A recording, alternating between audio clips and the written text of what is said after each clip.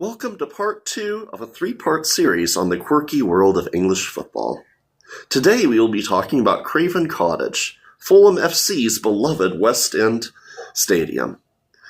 Now, if you're wondering about the name, Craven Cottage is in fact named for an old cottage, an old royal hunting lodge, that was located on Anne Boelyn's old hunting grounds, and was home to many great VIPs, including a famous historian, actually.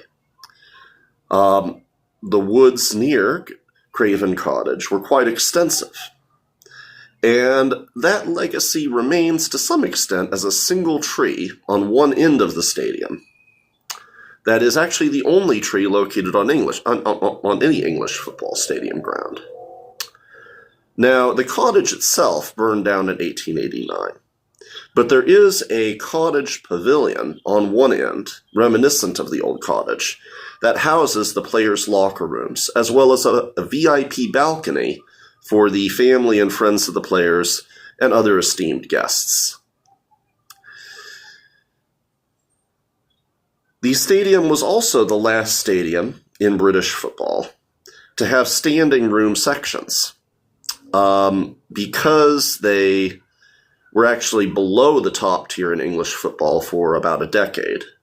When they came back to the top tier, they had a 3-year period to come into compliance with all the standards of Premier League football.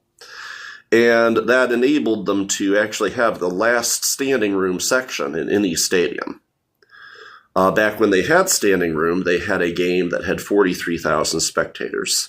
That is not likely to be a record that will be beat, as the current seating capacity of the stadium is just under 30,000. There are small plans to increase the capacity of the stadium. The craziest of them involved apparently a bridge, but probably will not see capacity go much above 30,000 spectators. Yes, so that is Craven Cottage.